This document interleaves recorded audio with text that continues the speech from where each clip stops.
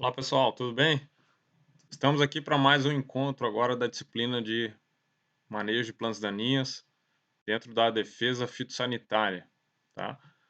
Na aula de hoje a gente vai falar sobre os métodos de controle.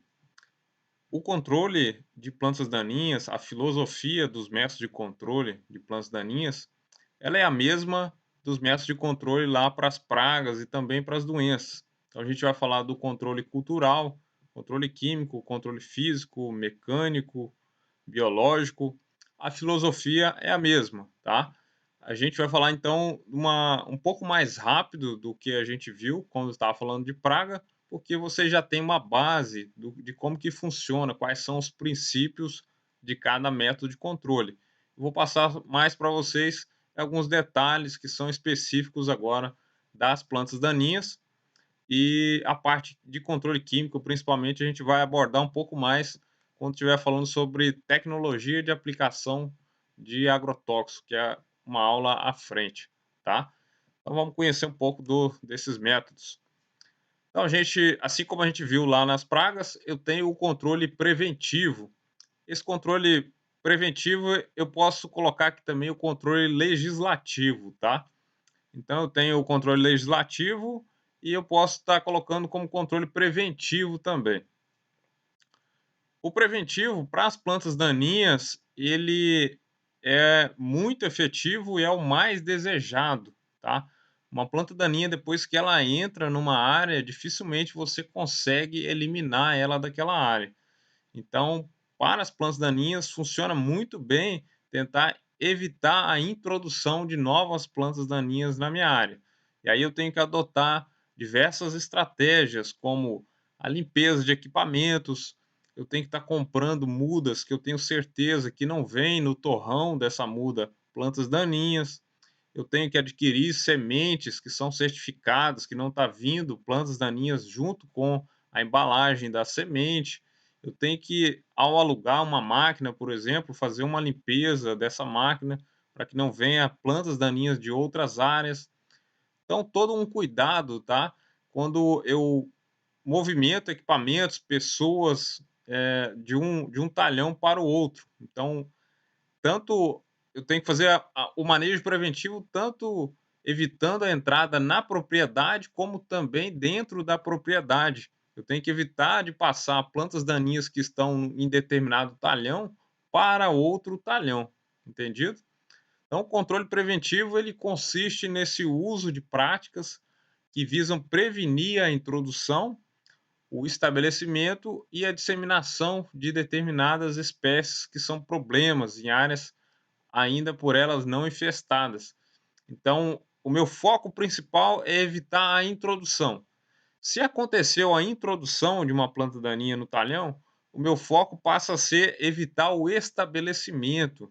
Então, eu vou estar monitorando o meu campo para que, se apareceu aquela planta, no início são poucos indivíduos, eu vou lá e vou promover o arranquio, eu vou fazer o controle químico dela, e eu não vou deixar ela se propagar na área, que quando ela se propaga é que ela vai se estabelecer.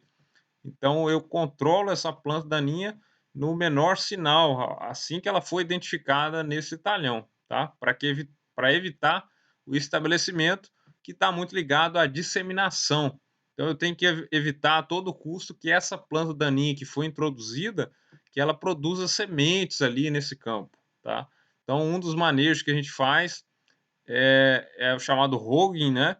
Eu estar fazendo uma vistoria na minha lavoura, fazendo amostragens, e a partir do momento que eu identifico uma planta que é não desejada, que foi introduzida, principalmente, eu tenho que estar eliminando o mais rápido possível.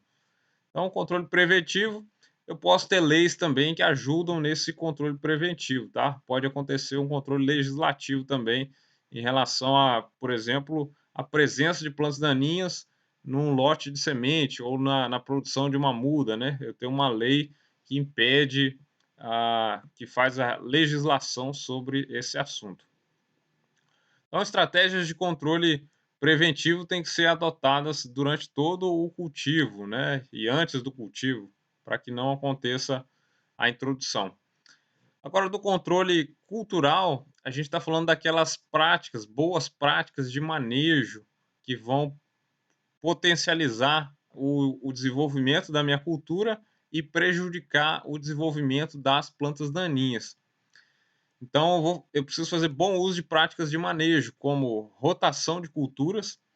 Existe uma forte associação entre as espécies de plantas daninhas e as espécies que elas atacam, que elas colonizam.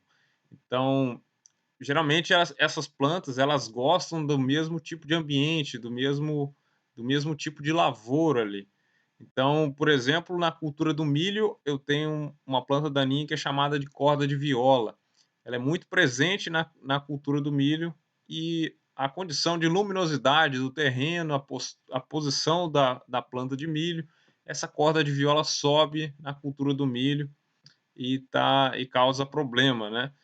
Então, a estratégia da rotação de cultura, ela cabe muito bem aqui, tanto tanto para o manejo de pragas, quanto de doenças, quanto para as plantas daninhas, a rotação de cultura é super desejada, porque eu quebro esse ciclo que é vicioso, né, que é ruim de ter uma mesma cultura na área por vários ciclos. Quando eu tenho uma mesma cultura por vários ciclos da mesma área, eu começo a ter o acúmulo, o aumento da população de plantas daninhas que ataca aquela cultura. E aí começa a ficar mais difícil o controle. Então, se eu tenho uma cultura que é muito beneficiada pela entrada de luz, pelo padrão de crescimento da cultura do milho, quando eu tiro o milho e coloco o feijão, eu quebro o ciclo, eu crio uma situação adversa para essa planta daninha que precisava daquela situação do milho, tá? Da mesma forma, se eu estou com feijão, também não posso fazer só feijão, eu preciso trocar e ir para outro. Então, a rotação de culturas é uma das principais práticas para controle de plantas daninhas. Uma outra prática que é essencial é a alteração no espaçamento de cultivo. Então, se eu estou numa área que tem muito problema com plantas daninhas, a nossa área produtiva, por exemplo, em Araquari, ali no colégio, a gente tem muita infestação de planta daninha. Eu, particularmente, costumo utilizar espaçamentos menores do que os que são recomendados na literatura, visando reduzir os problemas com as plantas daninhas. Pode ser que eu tenha alguma perda de produtividade por estar utilizando um espaçamento um pouco mais adensado, mas o ganho que eu tenho dessa minha cultura sombrear mais rápido a planta daninha e promover assim o controle da planta daninha me parece muito vantajoso, tá? Então, esse ajuste de espaçamento, seja nas entrelinhas, né, o espaço entre as linhas, como o espaço dentro da linha de plantio, é super interessante. O uso de adubos verdes, né? Eu posso estar fazendo em determinadas áreas que estão muito infestadas. Por exemplo, a gente fez ali em Araquari uma aração e gradagem de umas braquiárias que estavam lá e fizemos a semeadura de nabo misturado com azevém, né, para o inverno, que são adubos verdes. Então são plantas que vão ajudar no controle daqueles matos que estão lá, que estavam lá, e aí, então, depois eu faço a incorporação ou a dessecação desse adubo verde na área para entrar com o meu plantio, com a minha cultura principal. Então, o adubo verde ele pode ajudar tanto na, em dar vigor ao solo, melhorar as condições biológicas do solo, ajudar na fixação de nitrogênio no solo, como também ajudar no controle de plantas daninhas que são de difícil manejo. Eu também faço melhoria nas práticas de calagem e adubação. Aqui vale uma ressalva. Quando eu melhoro a prática de calagem e adubação, eu favoreço o desenvolvimento da minha cultura, mas também estou favorecendo o desenvolvimento da planta daninha, tá? Então, um solo com pH menos ácido é bom para a planta daninha também. Um solo com mais adubo também é bom para a planta daninha. O que eu preciso fazer, então, concentrar, por exemplo, determinados adubos na cova de plantio, ao invés de jogar na área como um todo, né? Assim eu potencializo o desenvolvimento da minha cultura. Fazer adubação a gente faz para a cultura, tá? A gente não aduba o solo, a gente aduba a planta. a gente tem que adubar na área das raízes da planta, entendido? Como as plantas daninhas têm uma capacidade muito maior de extrair recursos do ambiente, é importante que o solo, os recursos estejam em níveis mais elevados, né, para que aconteça menor competição nesse ambiente. Então, melhorar a prática cultural, prática de calagem e adubação certamente vai ajudar no controle. A minha cultura desenvolve mais rápido e sombreia mais rápido as plantas daninhas. Utilizar sementes ou mudas com maior vigor. Quando eu coloco uma semente, uma muda que tem alto vigor, vigor é a resposta de uma planta ao estresse, tá? Então, se eu boto uma planta que tem uma alta resposta, consegue crescer fortemente naquele ambiente, a tendência é que essa planta consiga competir de uma maneira melhor com as plantas daninhas, ela consiga crescer mais rápido e sombrear essas plantas daninhas. Essa é uma das estratégias que justificam a gente fazer o plantio de tomate na bandeja e depois transplantar para o campo, fazer plantio de alface na bandeja e depois levar para o campo, porque eu estou levando uma muda que já tem mais vigor, que já está mais desenvolvida, ao invés de eu fazer uma semeadura, né? Que a semente, a planta que vai nascer da semente, ela vai ter mais dificuldade de se estabelecer comparado a uma muda em relação às plantas daninhas, tá bom? Então, utilizar sementes e mudas de vigor, evitar o aproveitamento das próprias sementes, que às vezes são de baixo vigor, tá bom? Aqui em relação ao controle mecânico ou físico, então os princípios são mais ou menos iguais lá da entomologia, né? Nesse caso, quando a gente fala de mecânico, né, é o controle mecânico realmente, de mecanicamente arrancar uma planta, tá? É mais válido para áreas menores. Então, quando eu falo da agricultura familiar, canteiros, hortas comunitárias, então é válido esse tipo de controle mecânico, né? Mecânico, físico. Fazer o arranquio manual, fazer uma capina manual, utilizar a roçada, né, a roçada já se utiliza em grandes áreas também. Essa roçada ela pode ser tanto com o equipamento, né, colocar uma roçadora no trator, acoplada ao trator, para roçar as entrelinhas, como utilizar as roçadeiras que são chamadas costais, que você consegue trabalhar em áreas menores, principalmente, tá? Então, a prática da roçada é um controle mecânico muito interessante.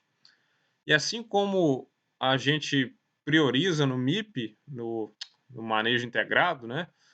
A integração das várias técnicas de controle, eu tenho que estar fazendo roçada, intercalar com o controle químico e intercalando com o controle cultural, eu vou somando esses métodos de controle para conseguir um resultado mais eficiente de controle das plantas daninhas.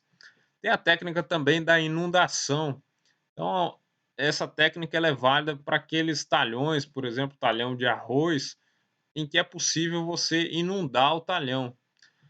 Na cultura do arroz irrigado, inundado, a inundação é uma das justificativas, né, para controle das plantas daninhas. O, eu inundo o talhão de arroz também para o controle das plantas daninhas. Assim eu consigo controlar grande parte das plantas daninhas que não têm a mesma condição de sobreviver sob aquela lâmina de água. Tem o controle mecânico também promovido pela queima, né? É um controle físico. Esse é um controle antigo e que a gente não tem recomendado em função dos problemas que causa para o ambiente, para o solo. No entanto, ele ainda é um controle que existe e que é válido em determinadas situações. Fazer queima, ela é necessário autorização, tá, do órgão de ambiente para poder realizar as queimas, e elas têm que ser logicamente controladas. Outro controle mecânico, né, é o impedimento mecânico, poderia entrar também como controle cultural, é a cobertura morta ou mulching. Quando eu utilizo então uma camada de palhada casca de arroz seco, ou pode ser aquele plástico branco ou preto, né, no solo, eu estou fazendo uma cobertura, eu estou fazendo o mulching, tá. Esse é uma estratégia de controle mecânico. Eu vou impedir o acesso à luz das plantas daninhas com essa cobertura morta. E isso vai favorecer, logicamente, a cultura e prejudicar o desenvolvimento, então, das plantas daninhas. E eu tenho o cultivo mecanizado, que é fazer a práticas como a aração e a gradagem, né, para poder reduzir a infestação que está naquele momento, tá. É uma alternativa também, mecanizar o controle. Vamos falar do controle biológico agora.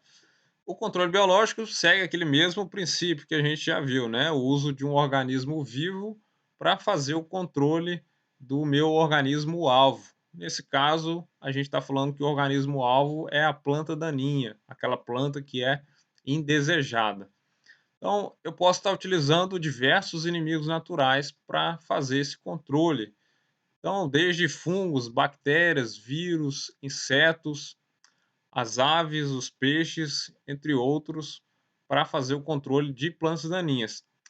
Esse controle, ele não precisa ser 100% de controle, 90% de controle, ele pode contribuir com uma parte do controle. Então imagine que eu posso ter, dependendo da minha área, eu posso ter galinhas, posso ter insetos, posso ter alguns fungos que atacam as plantas daninhas, e com isso reduzir a intensidade de ataque da planta daninha. Quando eu somo esse controle biológico com uma outra estratégia de controle, aí eu consigo uma eficiência muito boa de redução do impacto dessa planta daninha, né, da interferência dessa planta daninha sobre o meu cultivo. Então aqui tem um exemplo da inibição alelopática de plantas daninhas exercidas por outras plantas. Então a gente falou da alelopatia lá quando a gente estudou sobre a interferência, né?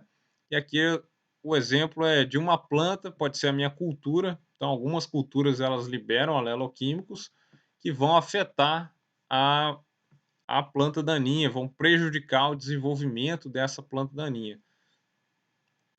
Aqui também tem outros exemplos, que é o uso do fungo Coledotrium glossporioides, que pode ser utilizado para o controle do angiquinho, né, que é uma planta daninha importante também, de muita ocorrência em soja e no milho.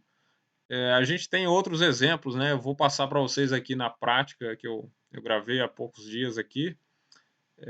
As plantas do trevo, Oxalidácea, né, família Oxalidácea, sofrendo bastante com o ataque de um fungo, é uma ferrugem que dá na planta daninha e causa a morte desse trevo.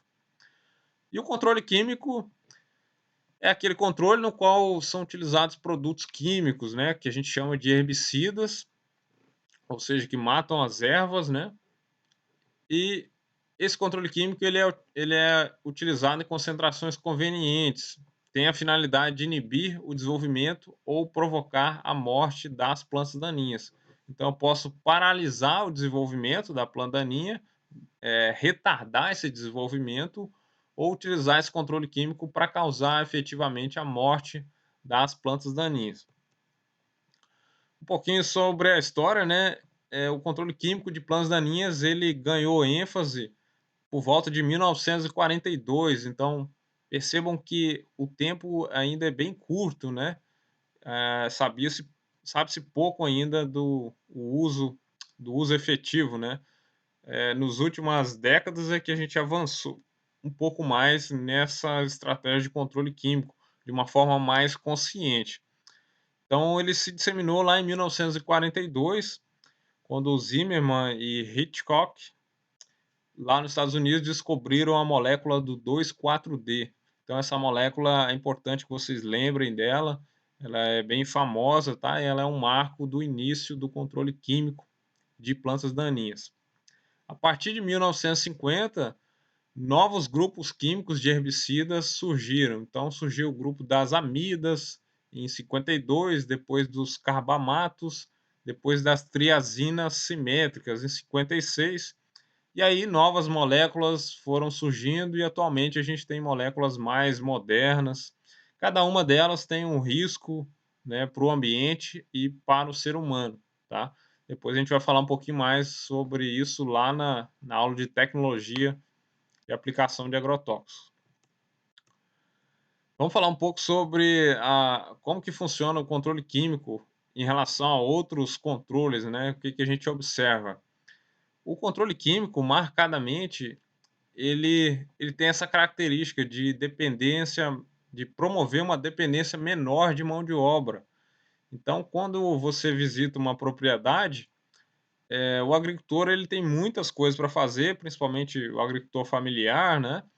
Ele tem a área para cuidar e para ele cuidar dessa área fazendo controle físico, mecânico, com arranquio, com enxada ou mesmo com a roçadeira, demora muito tempo, né? O rendimento dele operacional ainda é muito baixo. Então, o controle químico ele tem sido muito utilizado para o controle de ervas daninhas por reduzir a demanda de mão de obra, por dar um alto rendimento no controle, tá? E com isso baixa o custo de produção também do alimento, né? Pelo menos no curto prazo, tá? Aquele custo de produção de curto prazo. Então a mão de obra ela é muito cara nas propriedades, né? Pagar a mão de obra dos operadores é muito caro também.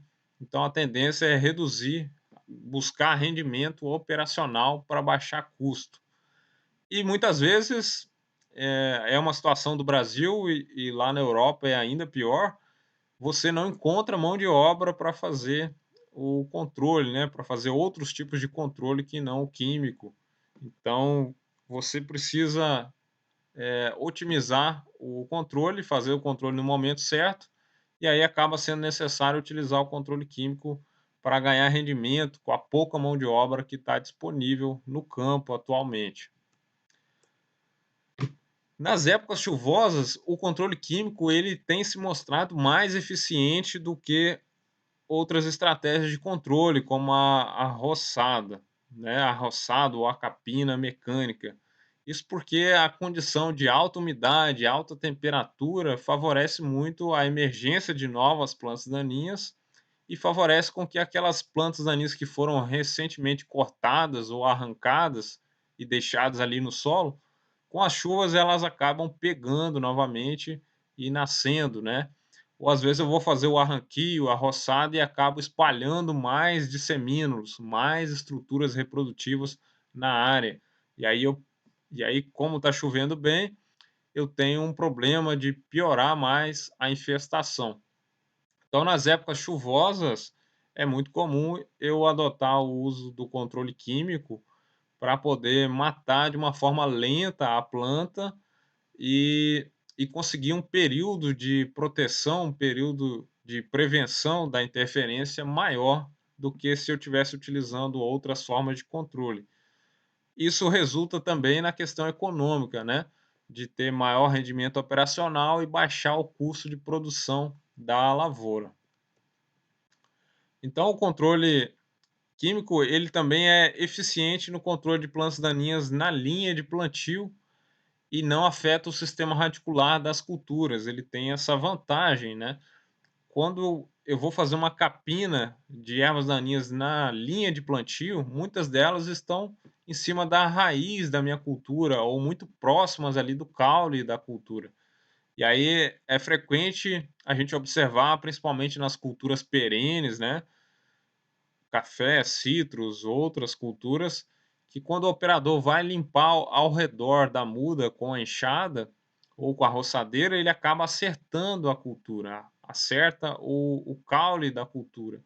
E isso prejudica o desenvolvimento da cultura e pode até causar perda de plantas da cultura.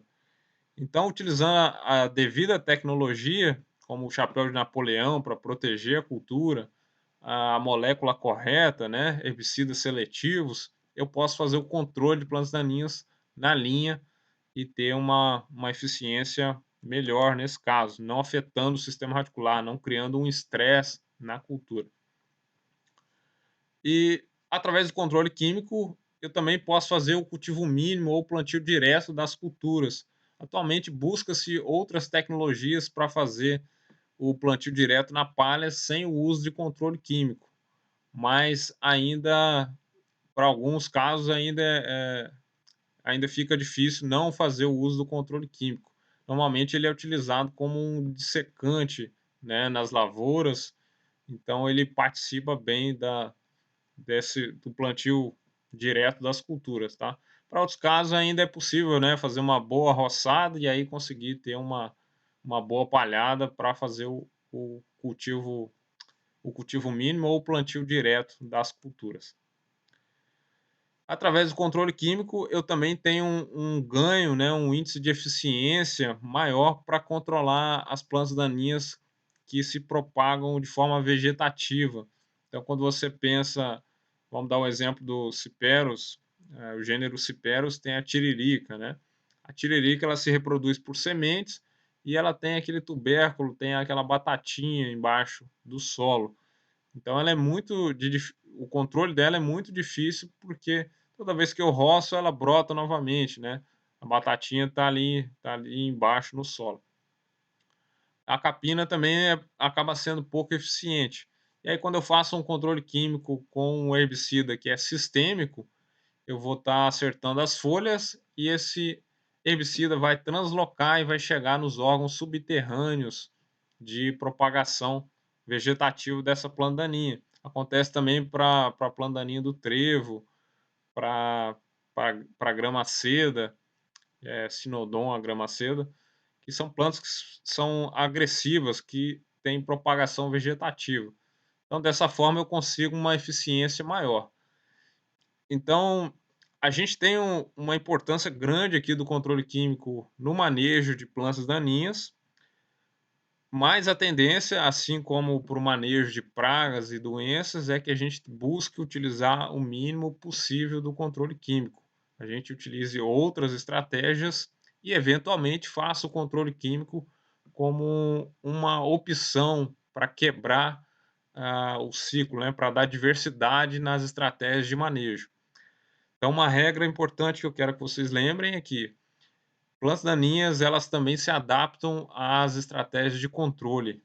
Eu não posso ficar só fazendo controle físico, físico, físico, físico, porque vai surgir plantas daninhas que estão adaptadas a essa estratégia de controle e esse controle vai parar de ser eficiente. Então eu busco utilizar diferentes estratégias de controle. Também não posso fazer só controle químico, porque certamente vai aparecer uma planta daninha que é resistente ao controle químico. Então, a melhor estratégia é integrar diferentes formas de controle para, para manter essas plantas daninhas, essa população de plantas daninhas em níveis baixos. Entendido? Então, essa aula era isso, pessoal. Eu não queria me alongar muito em função do tempo. A gente se encontra na próxima aula sobre tecnologia de aplicação de agrotóxicos. Bons estudos, um abraço.